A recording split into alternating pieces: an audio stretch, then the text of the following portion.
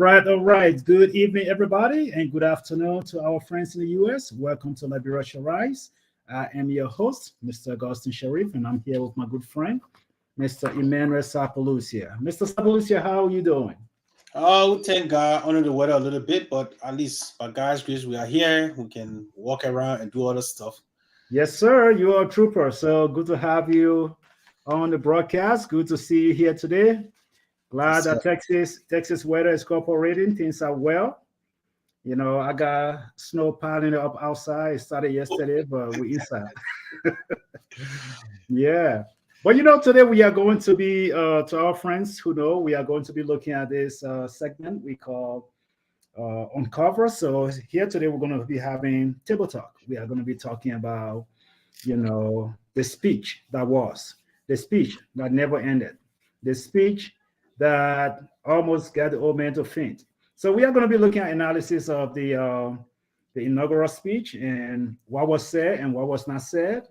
Was there some cryptic messages in that speech? We're going to be trying to unpack it as much as we can.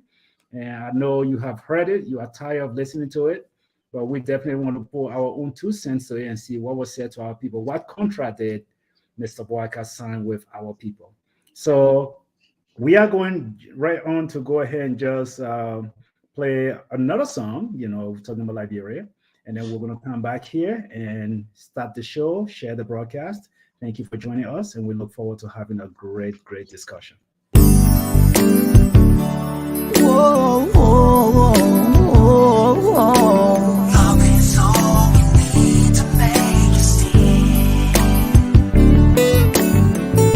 This is the time to come together. Keep Liberia safe forever. So open up your heart, let the unity begin. Love is all we need to make it stand. Let's cultivate one another. Learn to live together as brothers and sisters. Without togetherness, we won't have a peace of mind. Unify and have a peaceful. Sweet Liberia, land of liberty is our home. Keep it standing. This is the one and only home that we have. Sweet Liberia, this land of liberty is our home. Let us keep it standing. It's the one and only home that we have. Oh, sweet Liberia, love is all we need to make it stand. Unify and have a peaceful home. Change is all we need to make it stand. Let's unify and have a peaceful home. Sweet Liberia, land of liberty is my home. And let us keep it standing. It's the one and only home we have. All right, welcome back to Table Talk Sunday, and I am Augustin Sharif, and I'm here with Mr. Sapalucia. And Mr. Sapalucia, let's get the show on the roll. We're going to have the other guys join us here shortly. But, before we get to the whole speech, what's your own take on, just general topic? What's like some of the fiasco, the Wahala thing coming out of Liberia right now?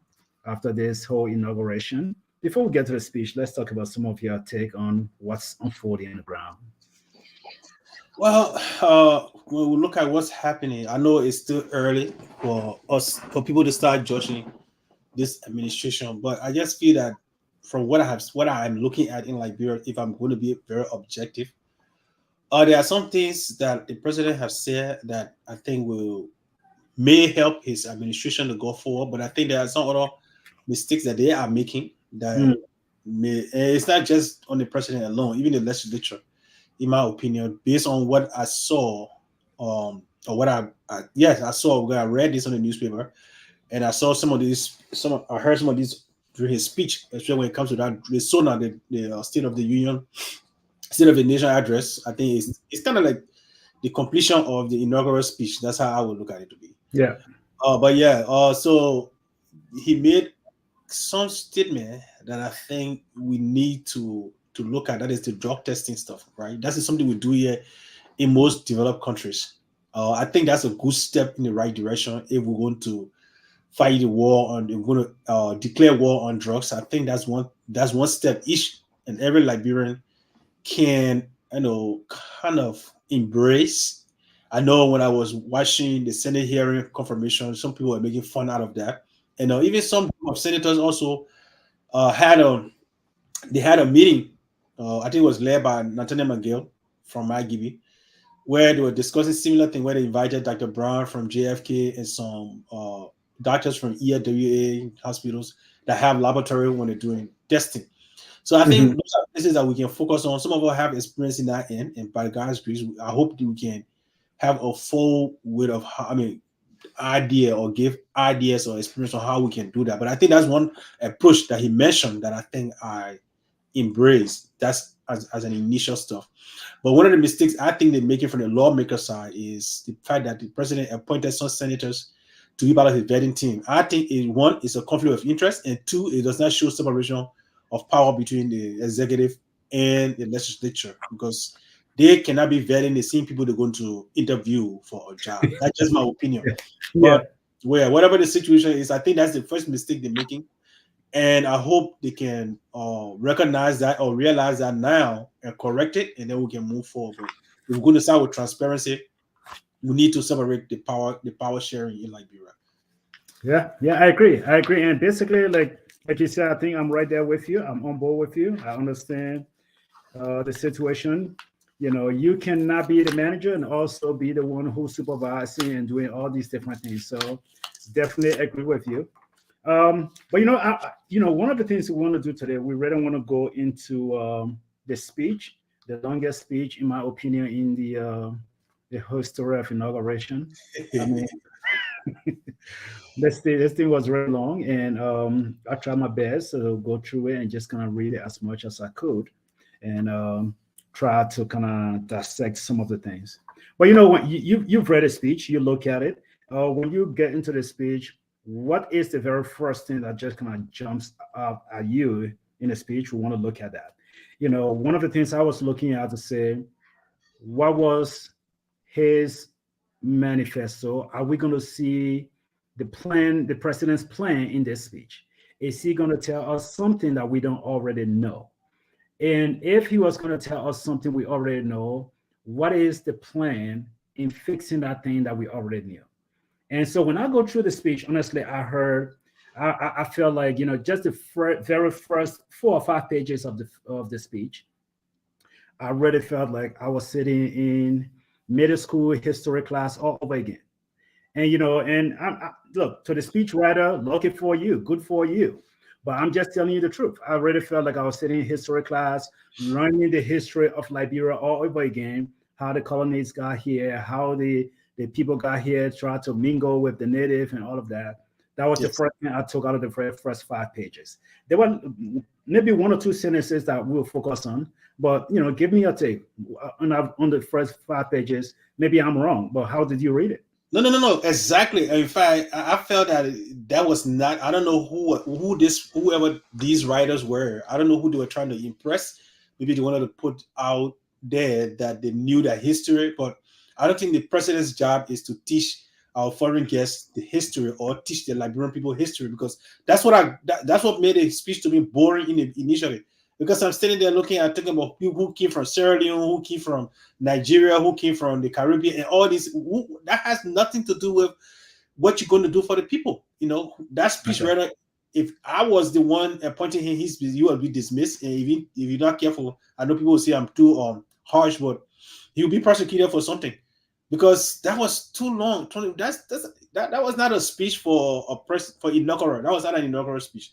That's It a was not another speech at all. it was not an inaugural speech. That's a speech for a historian who's going to sit at a conference and talking to students or talking to people who don't know the history of Liberia. That's what that speech was about. So that's why I personally didn't want to really focus on the inaugural speech, because the circumstances surrounding some of those things also kind of diluted the message, that if there was any message under there to be given out with the fainting of the passing out of the president, the environment and how disorganized the whole process was. They're calling the vice chairman for Japan of China, I think it was an ambassador. They're calling him China. So it was a lot of disorganization. So I would have really focus more, because at this time now he's president.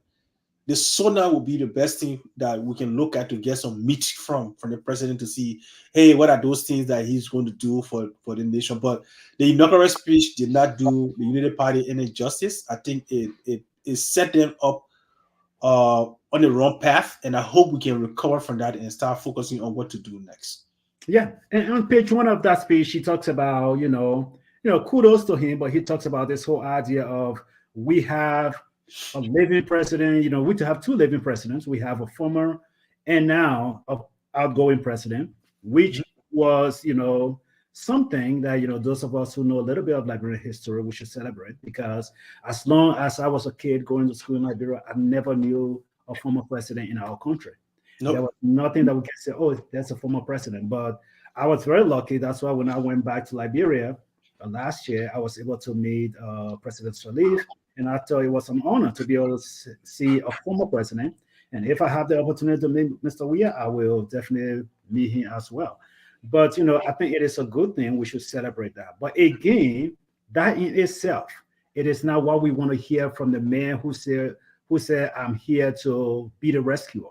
That was not important in that particular moment at all. That was not something I wanted to look forward to. Mr. Positive, how you doing, sir? Gentlemen, how you guys doing? I was sharing in the background, listening to you, and I totally agree with Sapolosia for the first time this year.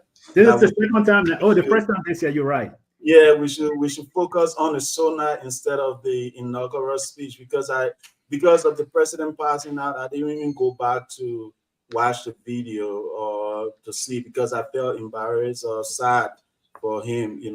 So I didn't really go back to watch it, and I kind of came across that part of it this afternoon when I was doing my research. But I think we should focus on the SONA if you agree. But no, basically I agree. But the State of the Nation address, I mean, basically there's a lot of meat in there. But the inaugural speech, I don't think we should put it aside yet, because that is where this guy is coming out and say, boom, here is my agenda, here's my contract, and we want to know everything he has in there. What are we signing up for, right? Because he never told us during the campaign. He never went around telling us, this is what I'm going to do. All we know, you are coming to rescue something. But what you are going to come to rescue, we don't know. The only place he kind of said a little bit, and let us talk about this. I'm just going to read that section. He said, I think it's page 3, where they have the high expectation on page 3. He said, we can no more attempt to bury our heads in the proverbial sand. We see hard times, we see dysfunction, we see cultures of impunity, we see corruption in high and low places. It is these and similar conditions that we have come to rescue. So for the first time in his speech, we come across this whole rescue thing. The train now is moving, and from what he is saying here, we are here to actually address the hardship in the country, the economic hardship, because he said we see hard times and we see dysfunction. So the dysfunction he's talking about, could it be, dysfunction in social services, in society as a whole? It's Liberia a dysfunctional society. He wants to address those. and he see this culture of impunity. Too many people have actually died in our country that they have gone with no one being held accountable. Just toward the end of the year, our little sister and daughter, Jessica Lloyd, her case is still up there in the air. Nothing ever happened. We don't know exactly what's going to happen to Lucas. And then he talks about corruption in high and low places. We may not be able to discuss all of these, but Sapolucia, let's touch on some of these things that, according to the president, they have come to rescue hard times in the country, dysfunction in the country, culture of impunity, and corruption. You can choose any of them you want to address. These are the things that he want to address. So let's look at let's look at dysfunction in the community. If we start to address issues, we have to start setting an example. I don't know whether the president have gone to the executive mansion yet, because most of the meetings that we see is at his house. So I mean, if we're going to be objective, we really want to work to make our country better. If we're saying these things, we got to start setting those examples. In an organized community, in an organized society, we cannot mix the two functions of together. The executive and the legislature cannot be working together. Then there's no check and balance, and that's what I will allude to when it comes to the because that's how dysfunction start. You believe it or not, because you overlook this one and you're doing it, and you go later on somebody else pick up on it and doing it. Like the vetting process. I mean, I got a problem with that vetting process. The fact that lawmakers accepted their appointment, senators accepted their appointment to that body to be vetting the president's nominee, and then send the list. I got a problem. In my opinion, that's a dysfunction. So I think it needs to be rectified right away before it gets worse, because what I will see coming will be no different from what we saw under the George Weah government, where if I'm senator, I will nominate my sister to be a deputy minister or a minister, or if I'm in the cabinet, I nominate my relative to be some, or representative, whether they qualify or not. We may see the same. I'm not saying that's what we'll see, but based on those selections, it's highly likely that you will see those things. Because we know there were people who are in the house and their wives or their spouses or their whatever were serving in positions at some, and I don't want to call this ministry, but some positions where they were not qualified to serve in, and they were serving there only because their husband or their spouses or relative were serving a certain key position. So that is how the dysfunction start. So if we don't start recognizing them now, then when are we going to? So I think if we want to correct the dysfunction in society, we need to start with us setting the example, especially in the leadership when it comes to Africa. So, Dr. Positive, let me come to you. For the first time in this speech, we see this whole idea of what are they coming to rescue? They just said rescue mission during the campaign, rescue train. But in the president's speech now, he made it very clear.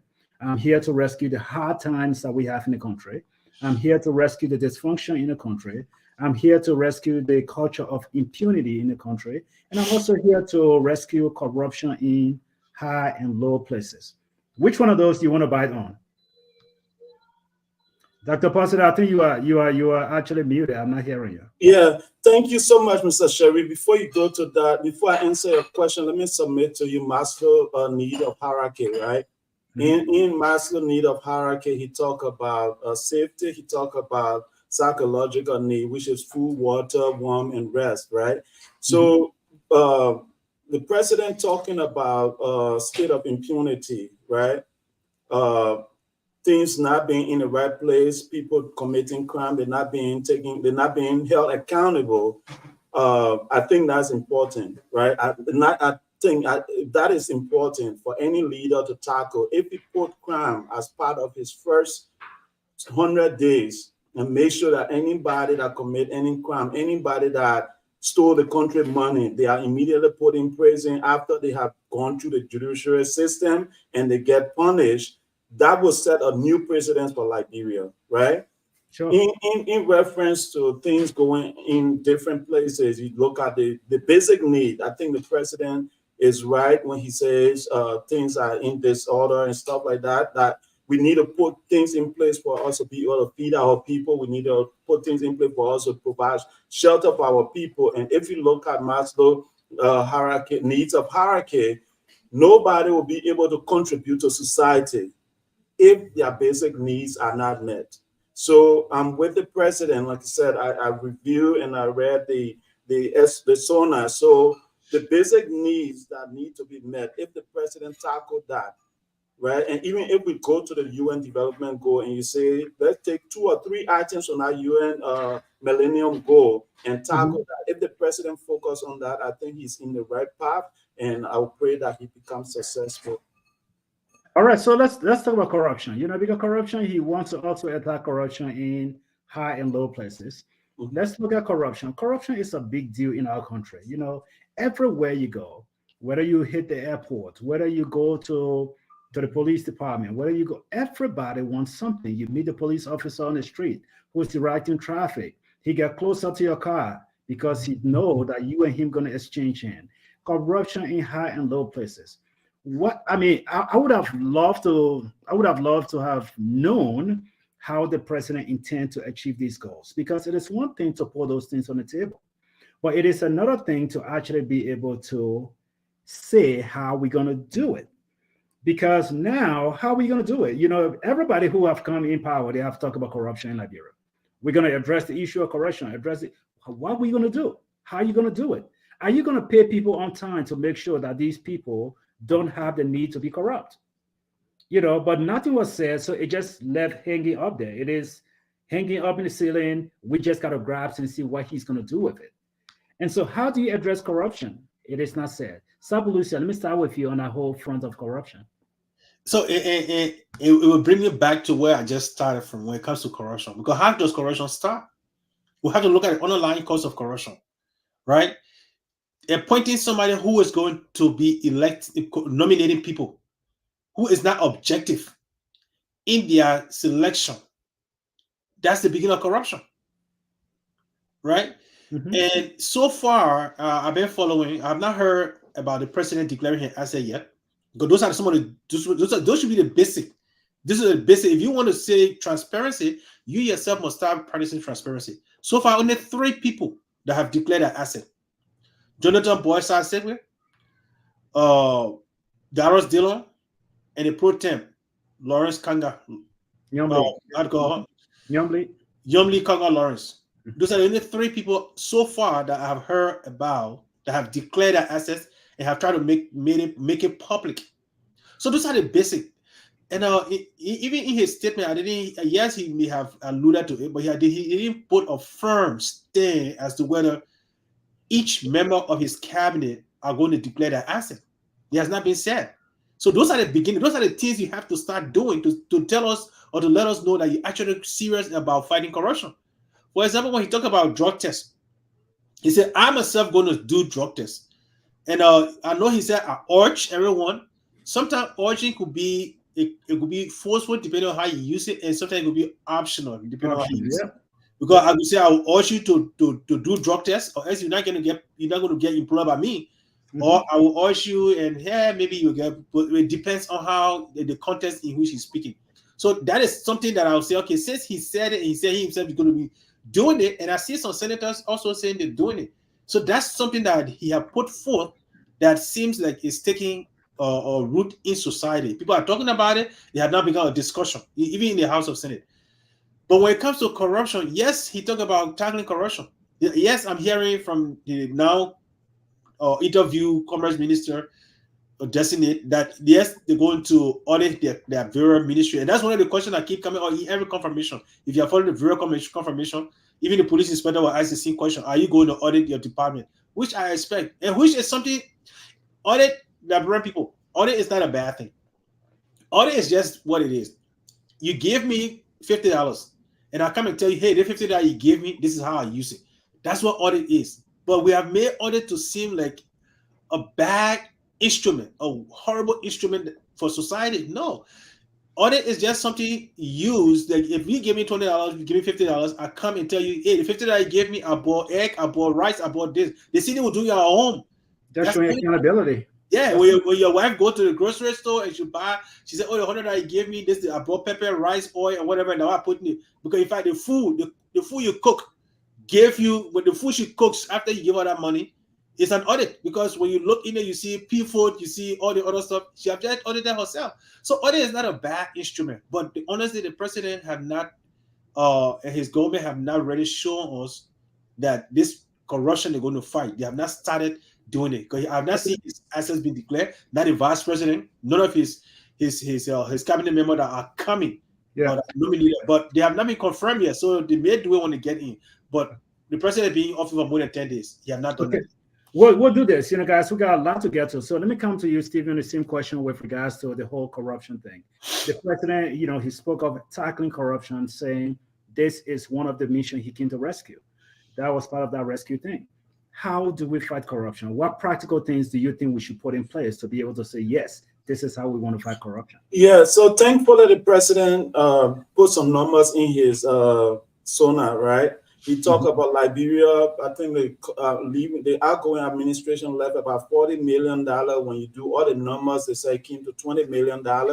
But the actual international community estimates supposed to be like $230 million. That's what Liberia is supposed to have, right? So based on that number, right, you know that something is going on. So when are they going to start auditing the outgoing administration? Who are they putting in place to make sure that the audit is taking place? Now, that's audit in the high places, right? That's the very, very high places to find out the Central Bank of Liberia. Have these numbers kind of messed up? And Liberia, actually, they said towards the end of 2023, Liberia went from $1 billion in debt to $2 billion, 2 point something billion, right? So, if I'm not stating the numbers well, but 2 point something billion in debt, that's what the current administration made in office. So over the years, over the 7 years, right, or 6 years, how did Liberia leave from, I think, $800 million in debt to $2 billion in debt, right? Some accounting, serious accounting, need to sit down and say, all right, you spend $1 million on road from Monrovia to Buchanan, this and that, and maybe come up with something to figure out how the previous administration spend that money. But again, I want to challenge the president on the low places when you're tackling corruption, right? The government offices, that's where corruption starts. When you go for civil servant, like when you go to get some document at any of the government offices, they're not a smooth process, right? So like I stated in one of our last shows, those have to be taken care of at a serious level, because if you don't take care of those problems, like if I go and pay $50 to get a passport in 2 weeks, that passport should be delivered maybe at most 3 weeks, right? I shouldn't go and have to pay somebody else another $50 or another $20 or even $1 to say, hey, speed up my process. You understand? The process of people receiving their documents and paying for their documents should be transparent enough, and that will generate a lot of money for the government. I keep saying this, and I hope somebody in the government really sit down and put a plan together to say, hey, let's tackle the first corruption here. Because imagine if we take care of this, how much money we'll get. And then look at our airport, right?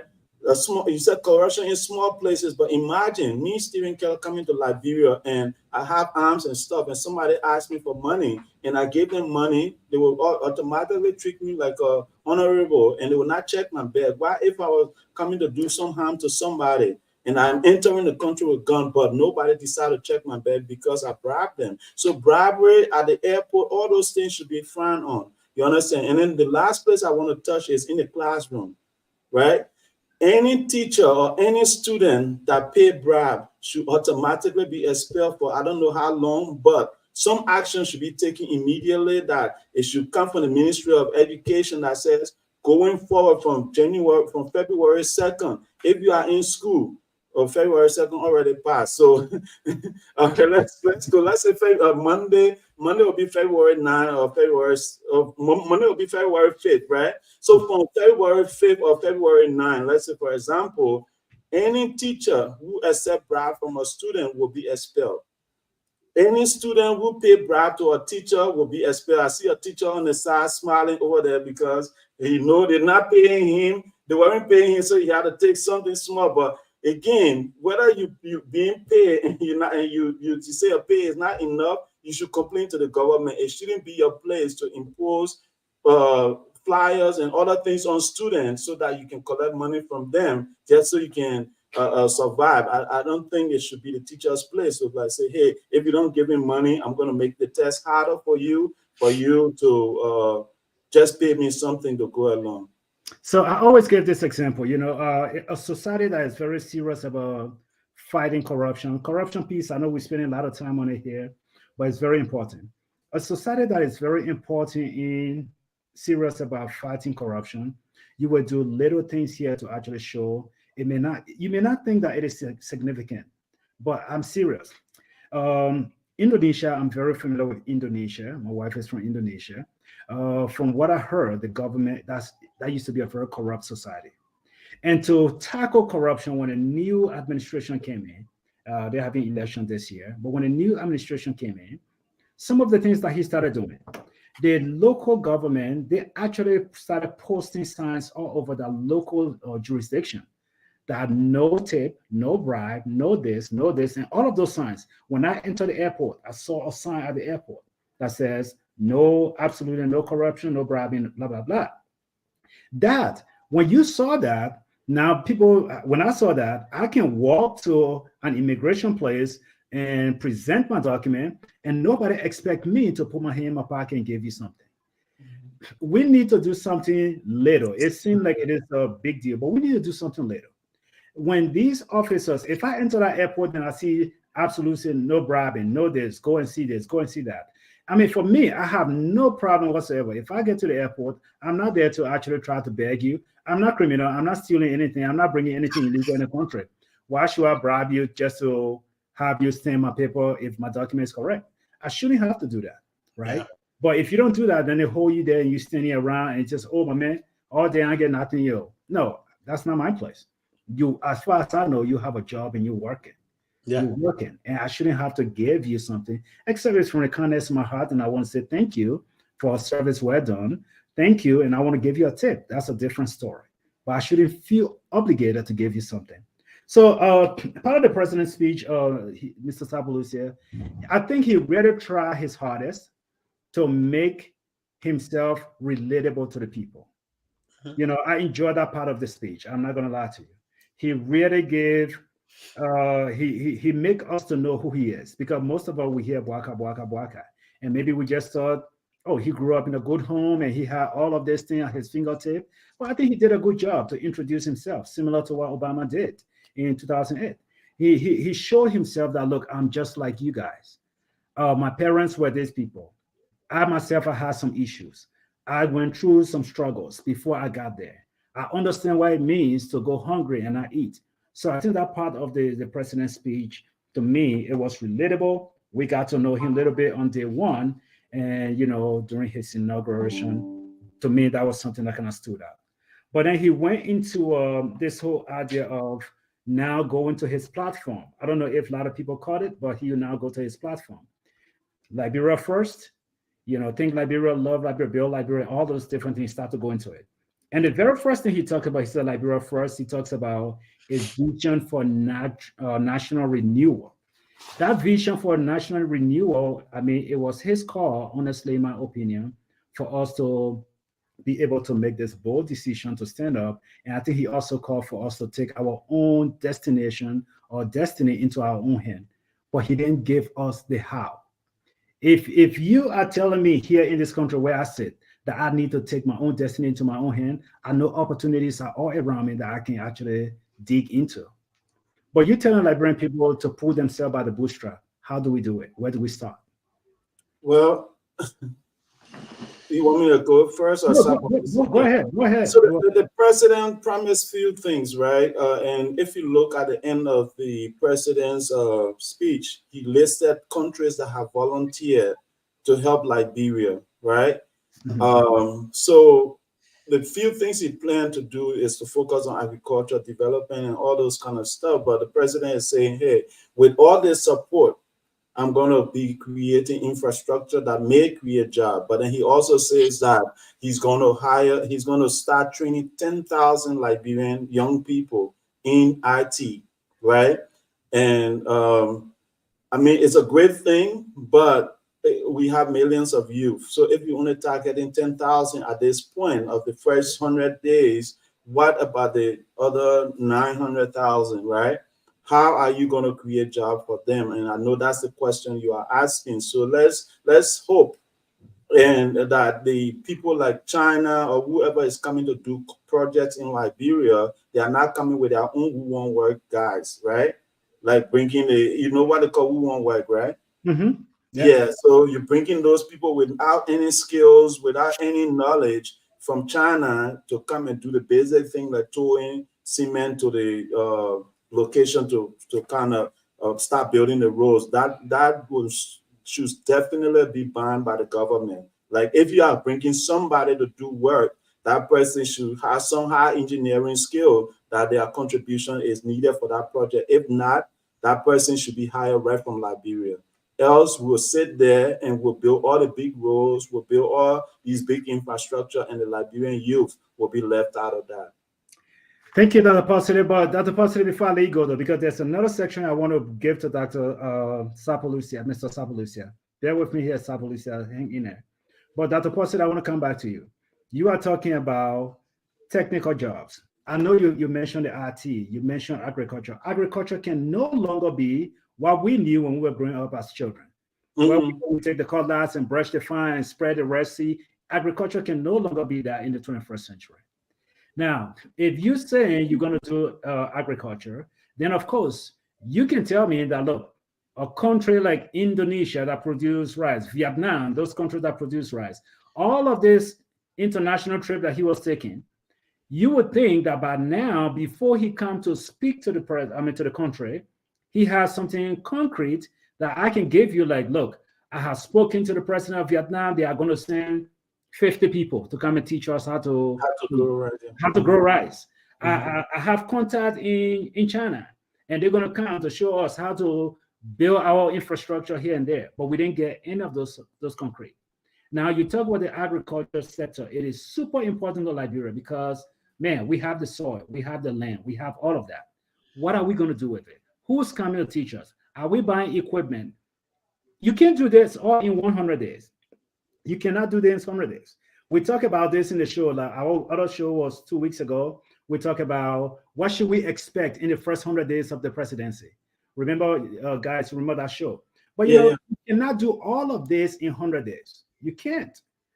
You will be a failure if you think you're going to come in and say, look, road is going to be good, agriculture is going to be good, all this. You can't do it. You just can't.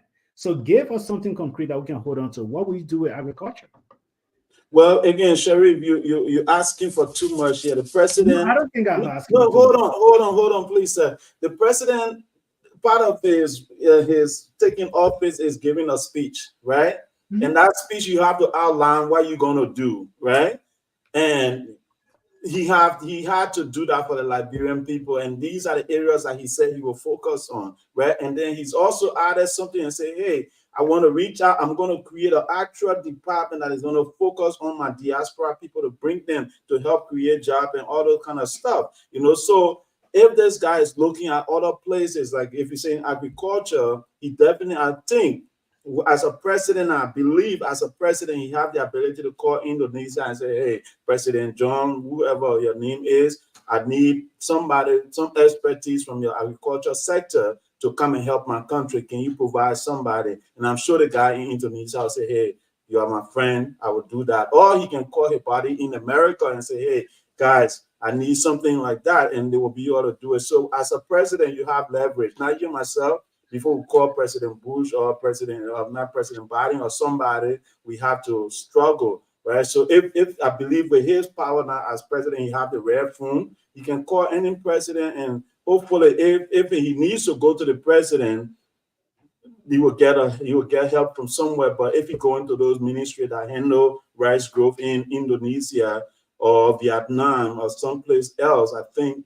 it's possible that he can get his will done. But I think the idea is putting something on paper, right? Without putting something on paper that said these are the things that I'm going to focus on. And I think I gave him a green light. I gave him actually green check mark for the things that he said he's going to focus on. And okay.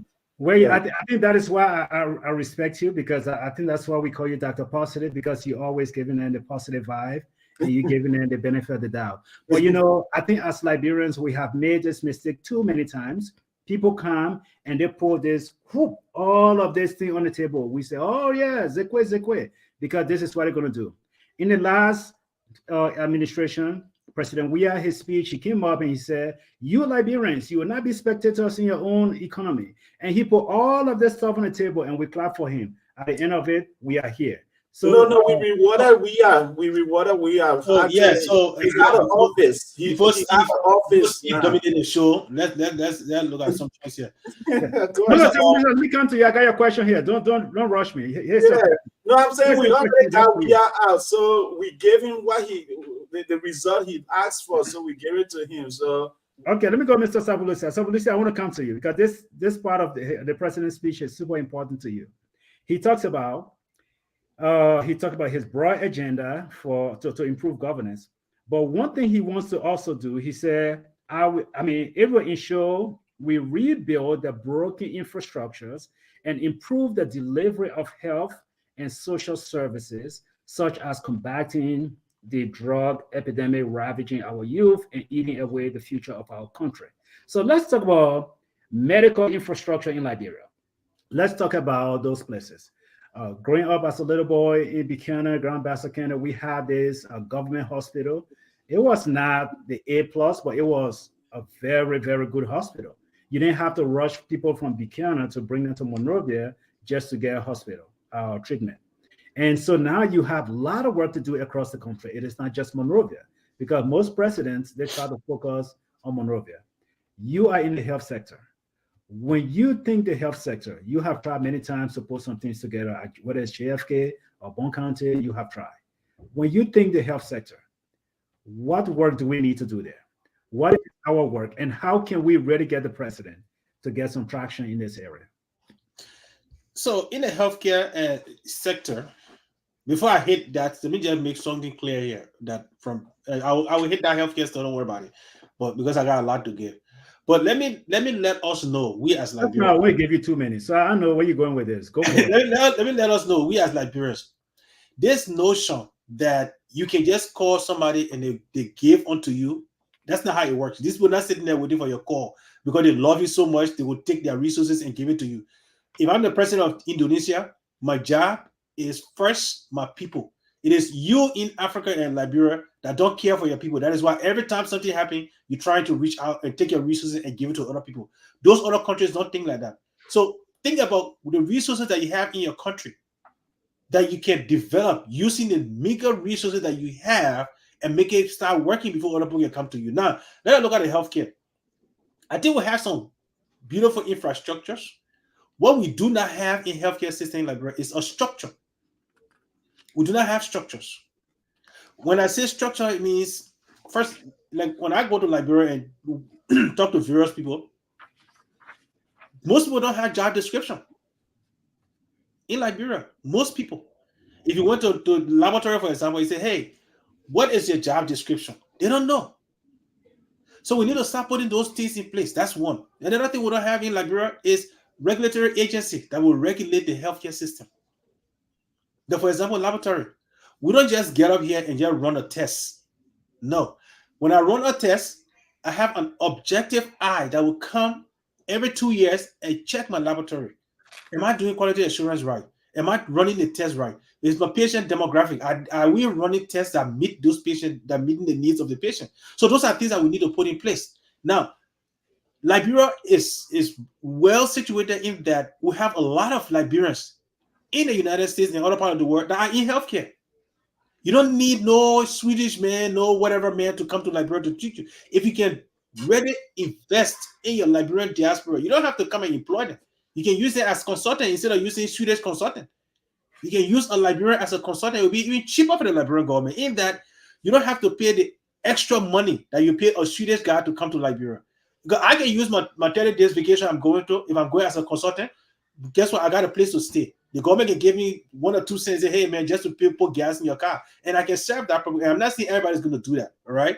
But most Liberians will be willing to put their skills in the country as opposed to what we see the hiring guys from all over the world, and they come, when they leave, there is no consistency, right? I give you an example. I talked to one of the a laboratory scientist the other day, and I asked him, hey, why is it every time I come, I see different instruments? He said, look, these guys come from Ghana, they come from other places, they'll bring this like equipment. They bring 2 or 3 months supply. Brand new equipment, the government getting this money. Once they're done with once that supply is done, the guy collect his money, he gone to Ghana. Once the supply is done for that particular, the reagents and stuff that they brought for that particular equipment is done, that instrument sits and start collecting dust. So that's what we need. So when I say structure, that's what I'm saying. We have the infrastructure, we have some infrastructure, but we need structure. And those are things we need to tackle the healthcare system. Thank you, and welcome, Mr. George. The president in his speech, in his speech, he also have this moniker that he used, this acronym, ARREST, ARREST, which stands for agriculture, roads, rule of law, education, sanitation, and tourism. If you gentlemen want to take just any of those places and say, look, I want to see a transformation in this area. Look, you just got to look back now. You know, I know it was the outgoing administration, but from the look of things, when you look at that PHP community, very nice park that they have built over there, it looked nice until you look across the street from the park. And then you have feces running, you have all the dirt, and you have all the nastiness that can take place in that area. Now, why would you build such an infrastructure over there, and then right across, you can't even stay there to enjoy because of the foul smell of the place? That is not smart. That is not a good thing. And so the president, he talks about sanitation has to be one of those things that they attack. And he also talked about education. He talked about rule of law. He talked about agriculture and road. Now, agriculture and road, they go hand in hand. You know, rule of law is all important pieces here that we want to put together. But if you guys, Mr. George, you just got here, if you just want to kind of take one of those areas and you say, look, I think a difference should be, or a lot of resources should be put in this particular area, where would that one place be for you? Oh, I think the one place for me, and I said it last time while looking at President Boakai's speech, the one place for me would be in roles, and I'm excited. First of all, sorry for coming on late to our viewers. What I would like to share, I mean, reading this speech is it seems to be Ellen Johnson said 2.0. Most of the areas the president is going back to when President Sirleaf was president. But there's this great thing about road where he says no cars stuck in the mud, the 100-day deliverable. I think that is important, as I stated the last time on the show. Farm to market roads has been a very difficult thing, getting goods and equipment, but getting goods from Lofa and Nofa, Nimba has been a challenge over the last couple of years in Liberia. And if President Boakai has said that he's going to make all the major primary corridors pliable with the no car stuck in the mud, I think it's commendable. And that's why I look forward to, once we have the infrastructure, the roads infrastructure together, most of the other things we're talking about will come in place. You cannot, I know there's the discussion about improving on farming, but if you don't have roads to take those equipments, those heavy purchase equipments to those farming areas, then the farmers will not be able to change to mechanize on farming. So that is great. But yeah, reading the speech is Ellen Johnson Sirleaf 2.0. Mr. Boakai put a lot of things that the Ellen Johnson government passed, which he felt the George Weah government did not work on in our speech, and asking the legislature to make sure they pass those legislation. And thank you, Mr. George. And one thing that was clear, gentlemen, I think we're going to kind of try to close on this section here real quick. But one thing that was also clear, I'm just going to bring it for all three of you guys to kind of touch on, starting with Mr. Sapalus here. The president in his speech, and he spoke English here, so we got to try to decipher what he is saying here. He said, we have decided to set up an office to explore the feasibility for the establishment of the War and Economic Crimes Court. So he is not saying we are going to pursue it. He said, look, we're going to test the water. We're going to set up this office to explore it, to check into it and see exactly whether it is even beneficial to the country to move forward with this. I know this has become a divisive kind of topic in Liberia. Mr. Sapolus, starting with you, the president picked you and he put you in this on this committee to explore this option. What is your take? What is your advice on this committee? So my take on the and I've been one of the proponents on this issue. That's why I started with you first. But after going through all the years and seeing what we have come across, I think right now what I would suggest, instead of a war and economic crime code, is we should have just the economic crime code, because it will have a long-lasting impact on the nation as opposed to the war aspect of it. The reason is, most of those, what are you going to do? You cannot make Ellen Johnson on president. You cannot make Senator Prince Johnson on senator or whatever. They have these people who participated fully in the war have already established themselves in our history as senator, as presidents or former president. So you can't undo that. As Charles Taylor was former president of Liberia. So they've got the impact that I would want from the war code will not be lasting on them, because it's not going to erase their name from the history book as former president or former senator. It's not going to do.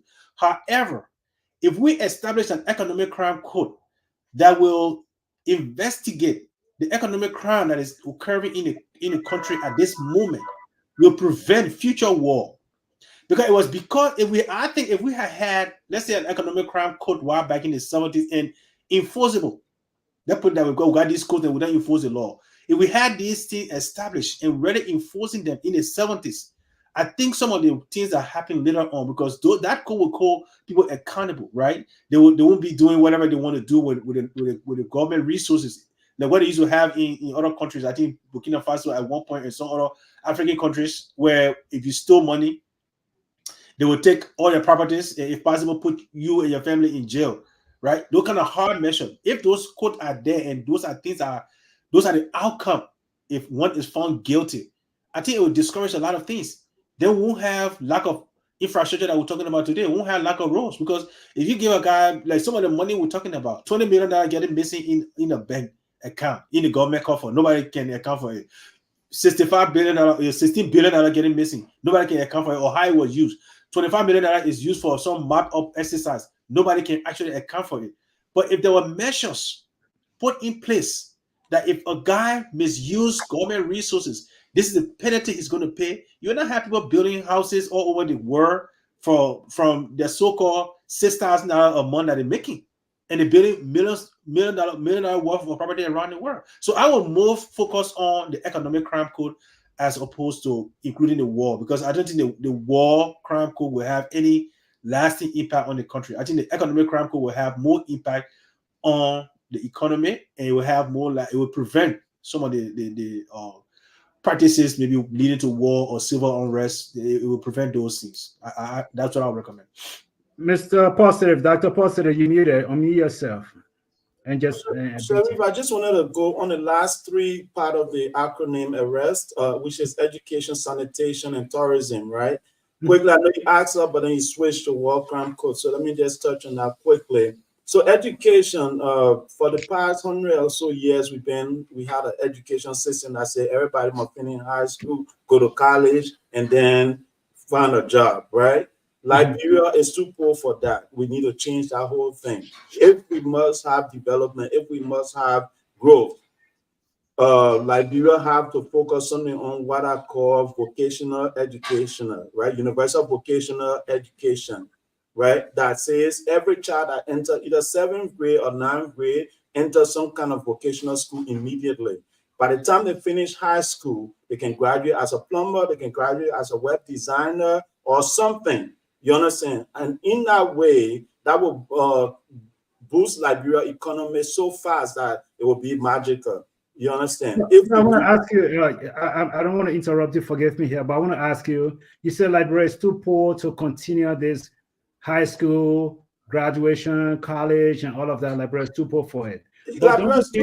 Liberia is too poor for it because but you are suggesting something that I feel like is going to cost Liberia more money because trying to no, when I say too poor, right? Liberia, the parents are too poor, the children are too poor that when they finish high school after 14 years of your life, some people didn't even start high school until age 10, right? So by the time you finish high school, you'll be in your 30, right? So what I'm saying is instead of putting us through the system that is designed by the West, we need to redesign our educational system that said, hey, as soon as you hit 7th grade, boys and girls are getting pregnant in 7th grade, 9th grade, 8th grade, right? So at that time, they are already doing other stuff. So let's teach them how to become contributors to society by doing some vocational training immediately once they hit 7th grade or 9th grade. You understand? Once that is decided upon, every school in the country have to have some kind of after school program, or it can be embedded into the school program where these kids learn these skills. It's happening in the US now. You understand? And that will help our economy to boost. Because tell me, if a kid graduates from high school as a carpenter and he go and do internship, when he finished that internship, he can either start his own stuff or he can work under that carpenter for a while before he finds his way to college. If his parent couldn't send him to college immediately, you understand? And that kid that graduates as a plumber or a masoner can help Liberia build the next road that we need. Now, sanitation, the next thing, our country has to be clean in order to invite tourists to our country. We have to focus on a way to clean our country, no question asked. And then tourism, we have to teach our culture in our educational system so that when we welcome in tourists, right, they can see our culture through our way of life. We cannot exclude our culture and then say, hey, we want to welcome people to our country. We cannot do that without reteaching our young people. Right? Imagine for one thing that is happening in the Liberia that we may have a show on is we're losing most of our dialects, we're losing most of our core traditional values, right? So we need to find a way to re-embed this into our society. And I know this president, since he's more traditional, and he showed up by wearing his traditional vest and other things, and maybe he will do some things that will help our country to get back on the foot of culture, focusing on culture. Hopefully, we can pick that culture ambassador with the wahala that's taking place. We'll get there another day. Yeah, but that's my take. Thank you. You want to address anything on the economic crimes code before I go to Mr. George? I think I go to George Sapolosi. I said everything already. Okay, He's so an expert on that. today. Okay, Mr. George, Dr. George, you are muted. So if you want to unmute yourself, and you can either address the arrest or you can come back to the exploration of the war and economic crimes code. I will stay to your issue of the war and economic crime code. I mean, if you've been in politics for a long time, when a politician tells you that he's sending something for study, it means he's not interested in it. It's as simple as ABC. That's exactly why I wanted to look at it in English. But I'm not going to waste the public time to talk about that. The president is not interested in having the war and economic crime code. Okay, so but I think that was a fun political maneuver, because on one end he got people in his ear that said we got to explode this. On the other end, he got people on the other side that said we should not explode this. This is a waste of time. And I think so he had to address it in such a way that he can give this political answer. But to go back to the Preso's speech, somebody say, "Well, we jumping the gun on Boakai administration." Yeah, but I mean, boss, I think what we're doing here, we just look at the president's speech. The man signed contract. We got to know what's in the contract. We got to know what he's telling our people and what he's not telling our people. We the people say in Liberia, when a snake bites you before, when you see laser, you will jump. So, I mean, we just came from one hot fire. You say we'll not be spectator, but at the company we went backward. They were not even spectator. They were, spectator can go in the stadium. they couldn't even see the TV. You know how way back we used to listen to the radio? We used to listen to the radio. We should be watching football game, but we listen to the football commentary. That's how they were. They were listening to the commentary. So we just going through the main speech. We're going through. We're saying the man to do something. We just going through the main speech. So, but your diaspora people, diaspora Liberian, the man talked to you directly. The president talked to you directly. He said to the Liberian diaspora community in the United States and around the world, we recognize your role in the effort to build the society and help improve the country's political, economic, and social conditions. They don't listen to us when it comes to social conditions. So why he's saying this? I think this is, to me, I don't know how you guys took it, but to me, this was another fine line the president was walking in his speech, because he knows we still send our Western Union thing to Liberia, and we still pumping a lot of money in our economy. So he got to say something to bring us on. So I wanted to hear from you guys, the rest of you guys. What do you guys make of what the president said to you, the diaspora community? But one thing he said, though, that actually piqued my interest, he said, we will seek new engagement to leverage the critical mass of the diaspora in national development. So your voice is going to count. Your voice is going to count. So what did you guys make of the president's speech when it comes to diaspora people? For me, my heart is quick to be warm. So I would just like to take this part of the speech. And I just said the fact that he mentioned us in his speech, that means he really thought about it. He sat down and thought about us, right? He said Liberians in the diaspora have a stake in the future of Liberia. My administration will be intentional about ensuring that their stake in the Liberia in Liberia is fully harnessed. My question is how? How will our stake be fully harnessed? That's the thing. I want to see somebody reaching out to us. We have a platform here. Somebody from the administration will reach out to us, say Liberia should rise, Spoon TV or whatever other TV channel in the diaspora will reach out to you guys and say, how do we recruit Liberian diaspora, Liberians in the diaspora? That's what I would like to see. So when I think about this thing, it made me think on the, how they call that stuff, what they had 2 years, a year ago, return, the year of return. Mm-hmm. That similar speech here. This is not the first time I'm hearing a Liberian leader talking about they approach the diaspora. George, we did the same thing. We didn't see anything. And now he's talking about setting up a committee. Does the committee have diaspora Liberians on it? And what part of the diaspora Liberian? Not to try to look down on any group of people, but we have different Liberian organizations. We have 2 national organizations in Liberia, in the United States, that are supposed to represent Liberia. That is the ULAA and I think Colosco. So those are the 2 entities. But are these people active? Are they reaching out to the other Liberians in the various cities or in various states? Absolutely not. So it's difficult for me to see the realization of what he's saying without an organized plan. Because here we are, Houston, for example, we have a huge Liberian population in Houston that are underserved by the Liberian government. I've been here for a while. I'm not seeing where any of the Liberian leadership come to this part of the country. They always go to Philadelphia because they were most of their supporters or diehard supporters are, and most of them are not contributed to society. No disrespect to them in a positive way, or Minnesota and those kind of places. They're not reaching out to the entire America. The places that I have seen that Liberian leaders go: Rhode Island, Brooklyn Park, Philadelphia.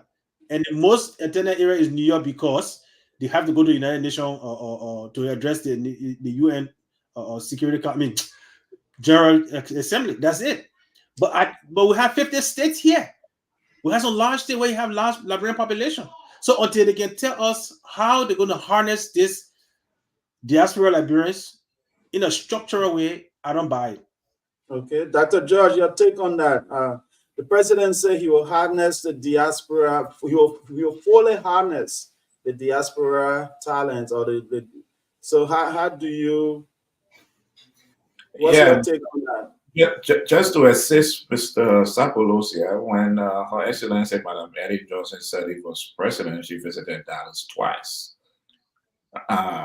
When His Excellency Joseph Boakai was president, he visited Dallas once. George Weah, Vice No, President. when who's Vice vice President president. Boakai was when His Excellency President Joseph Boakai was vice president, he visited Dallas once. So Texas have had visitation of the president and the vice president. Um, I mean, harnessing the diaspora, there are various ways the government can do it. During the Ellen Johnson Sirleaf administration, I can vividly remember that the Liberian Studies Association, which is the academic arm of Liberian diaspora, had a conference in Monrovia, and the government fully participated in that with Liberian academicians coming from all over the world to go to Monrovia for that conference.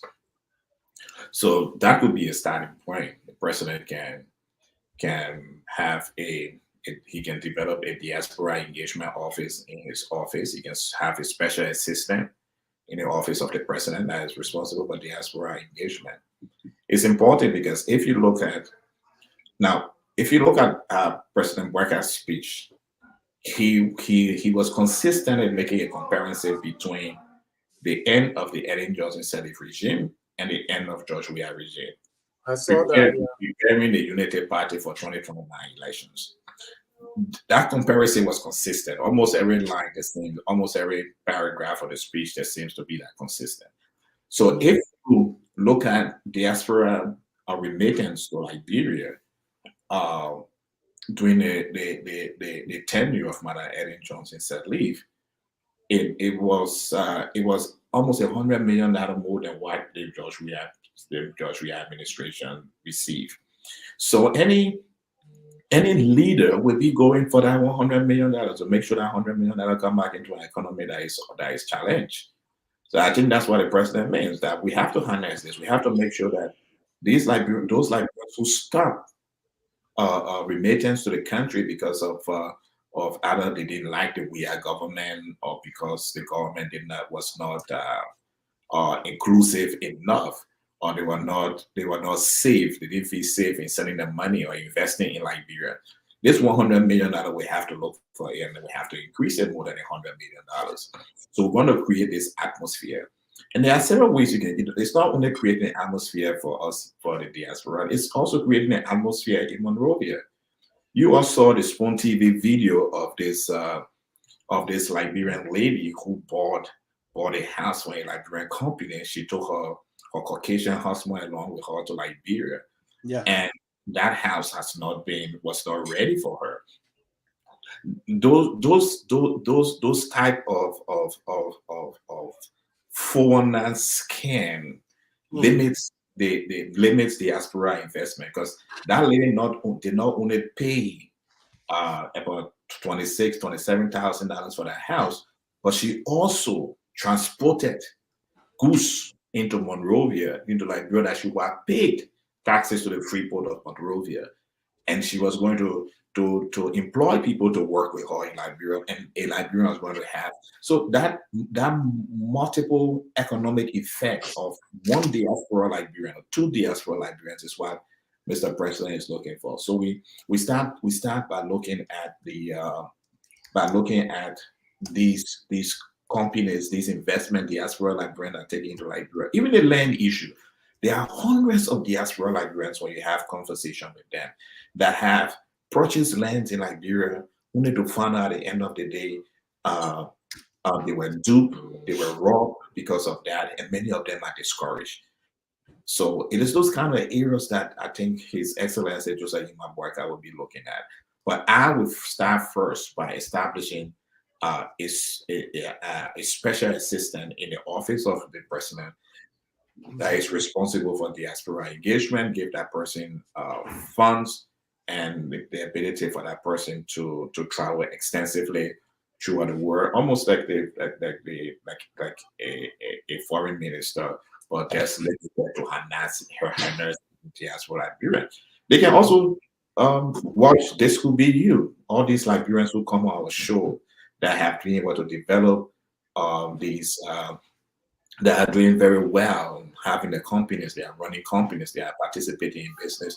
we can start developing a database of Liberians. So just in Yeah. case we have challenges, that database will be visited.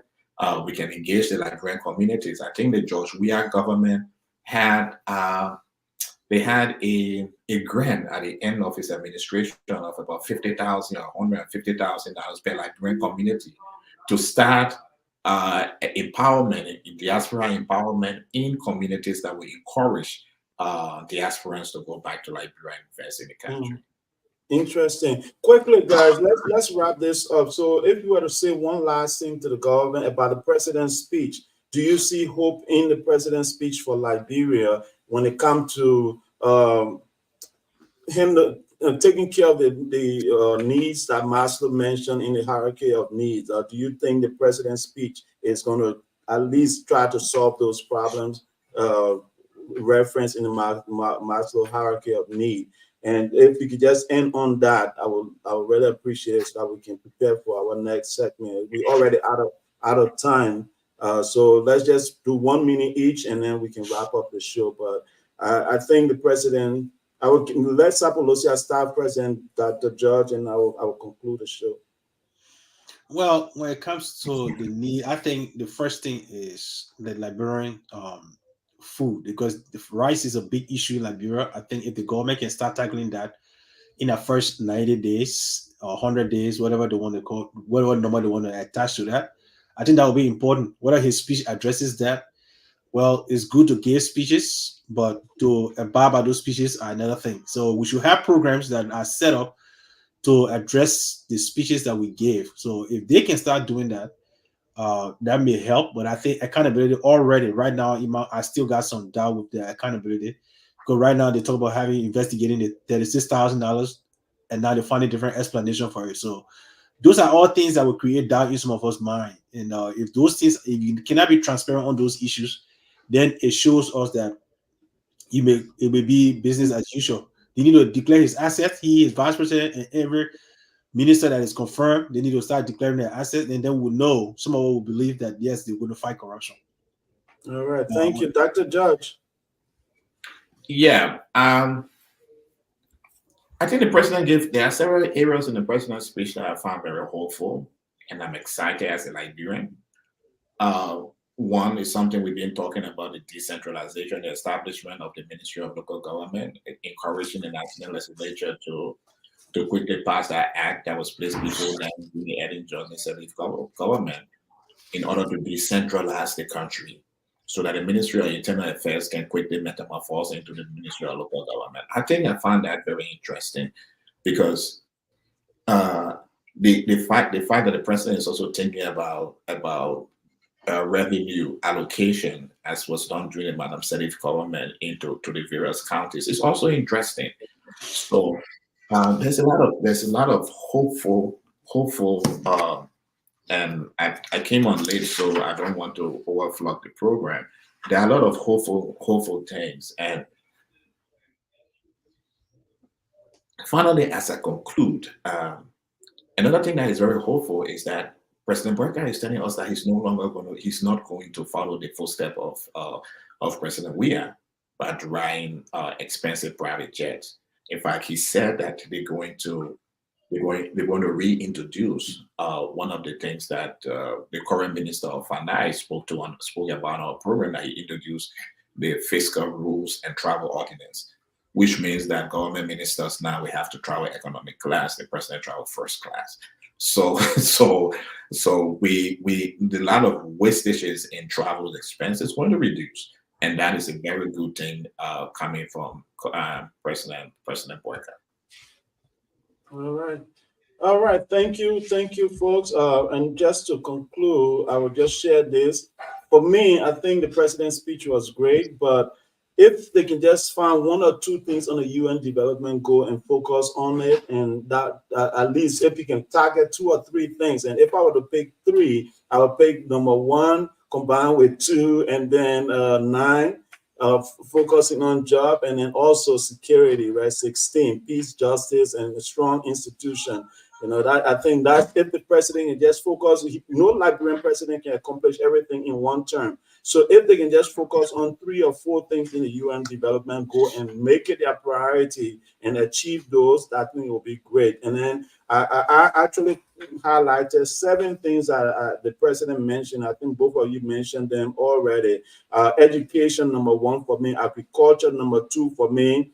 Number 3, emergency for substance abuse, which is eradicating kush and all those things. 4, decentralization, travel freeze for, not really travel freeze, but I mean, it could include that, but and then 5, I think 5 is travel, and then 6, tourism, and then 7, the fact that the president going to include the diaspora, the folks Liberians in the diaspora in his administration, or do something with them. I think it's going to be a great thing. So on that note, folks, we want to say thank you to everybody who have watched us this afternoon. Thank you for sharing. Thank you for commenting. You guys been a great audience. Thank you. You guys have a great day. We'll be here next week with another edition of Liberia Shall Rise. On that note, we say thank you. You guys have an outstanding day. Gentlemen, thank you for your time. I think this could have gone for at least 2 or 3 hours, because we can try to summarize 17 pages and then almost 24 pages from the presidential inauguration. It's not a small thing, but you guys did great. Thank you so much. Thank you. All right. Have a good afternoon.